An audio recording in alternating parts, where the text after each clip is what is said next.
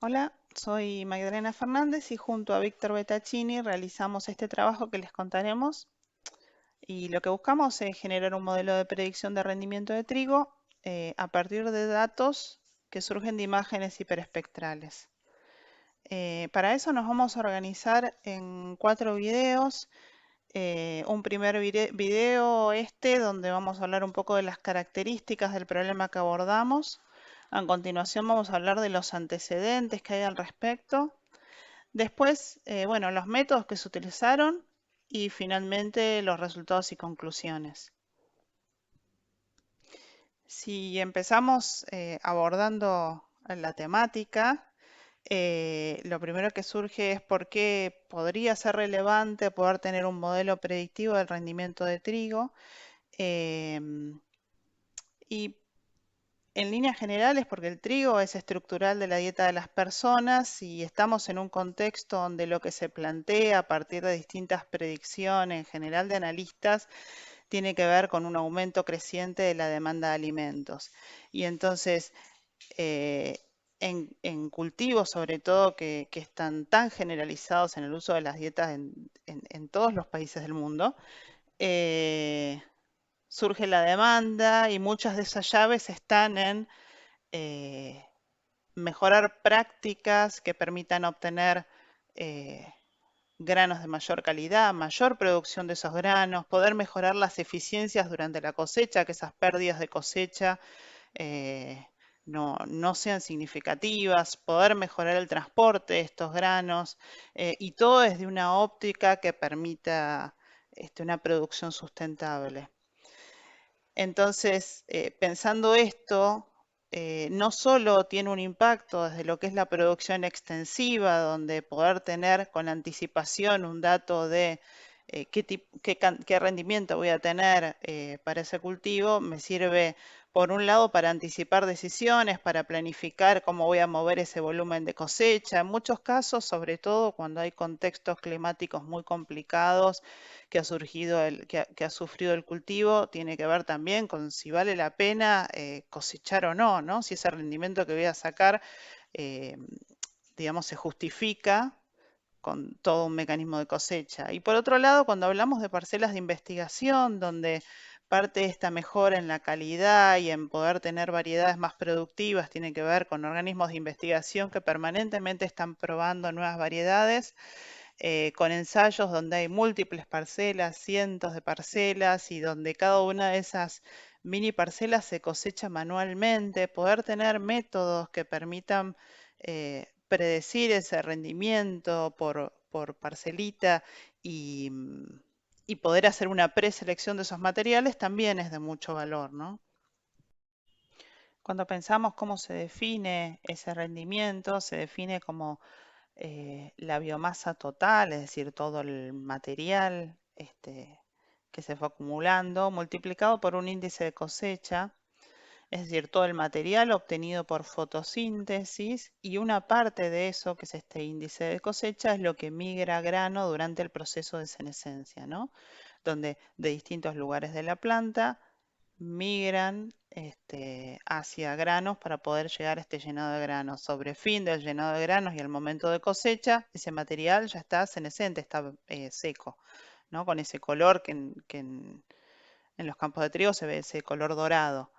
Y entonces, pensando en esto, en cómo se define ese rendimiento, hay distintas aproximaciones que se fueron tomando. Muchas tienen que ver con poder registrar ese proceso donde ya ese grano se llenó y la planta está cenecida, está seca. Pero también hay procesos en los cuales lo que se trata de capturar es esta biomasa acumulada total o biomasa acumulada al momento de floración. eh, que a partir de conocer un índice de cosecha, que muchas veces es bastante estable en función de la variedad, em, eh, se puede intuir se pueda predecir este rendimiento. Y entonces, otra de las cuestiones a tener en cuenta es la firma espectral de de los cultivos. Y cada superficie interactúa con la radiación solar incidente de forma diferente absorbiendo ciertas longitudes de banda, pero reflejando otras.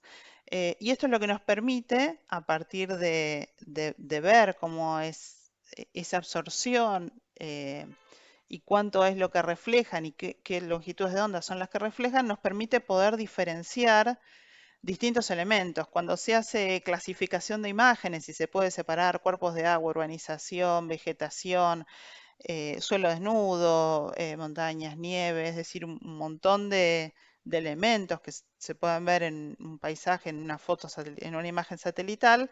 Esto se hace efectivamente a través de esto, a través de identificar cada uno de estos elementos, en qué longitudes de onda absorben y en cuáles reflejan. Y esto lo que nos permite es, si miramos la imagen de abajo a la derecha, para las distintas longitudes de onda que se van recorriendo, ver cuánto es esa refractancia. Y eso es la firma espectral, esa curva que se forma con una característica particular. Y una de las primeras cosas a tener en cuenta en función a lo que veíamos recién de definición del rendimiento es que un cultivo que está sano y está fotosintetizando activamente absorbe ciertas bandas que un cultivo que está senescente ya no las absorbe. Y entonces la firma espectral de un cultivo que está fotosintetizando es totalmente distinta a la de un cultivo que ya no está fotosintetizando.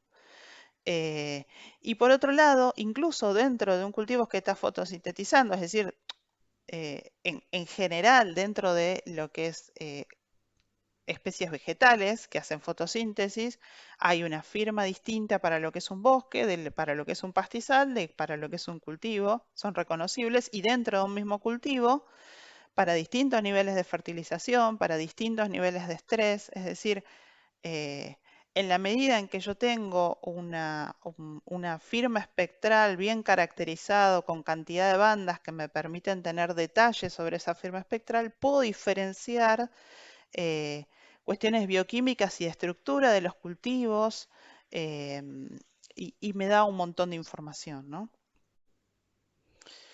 Entonces, por otro lado, estas longitudes de onda se registran en imágenes y esas imágenes surgen de distintos sensores.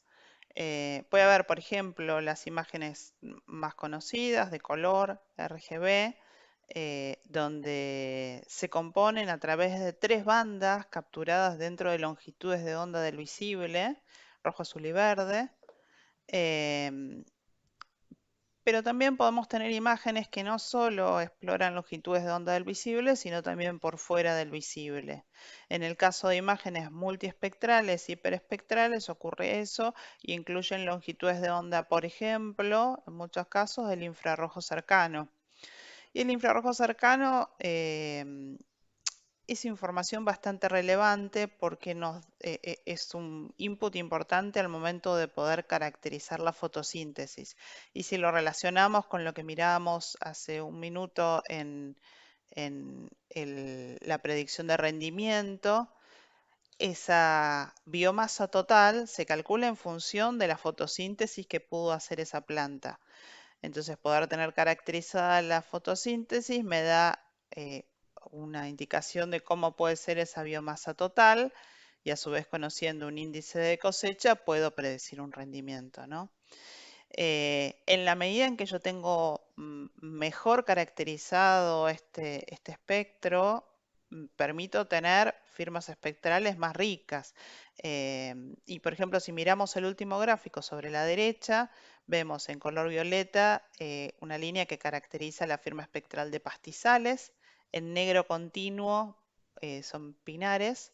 En el caso de rojo es arena, arena colorada, y en el caso de la línea punteada hace referencia al agua. Y cada una tiene su propia característica y son bien diferenciables. Ahora, estos sensores que capturan imágenes multiespectrales, hiperespectrales o de tres bandas, eh, a su vez pueden estar montados sobre distintas plataformas. Puede haber plataformas satelitales o puede haber plataformas de vehículos aéreos no tripulados. Y entonces en esas plataformas, por ejemplo, que generan imágenes satelitales multiespectrales, al estar a tantos metros de la superficie sobre la cual están capturando esa información, hay un montón de cuestiones atmosféricas que hay que tener en cuenta. Em, por ejemplo, que puede haber presencia de aerosoles, puede haber presencia de nubes, y hay distintas bandas donde el oxígeno y el agua generan absorción y entonces distorsión sobre esa información relevada. Em, entonces, eso hace que ese tipo de información tenga que tener un preprocesamiento previo a poder utilizarse. Cuando hablamos de vehículos aéreos no tripulados, lo que ocurre es que, por ejemplo, un dron vuela a 20 metros de altura y entonces este tipo de cuestiones pasan a no ser tan relevantes como en el caso de imágenes satelitales y permite tener un continuo de longitudes de onda entre el visible y el infrarrojo cercano que nos permite caracterizar bien este espectro.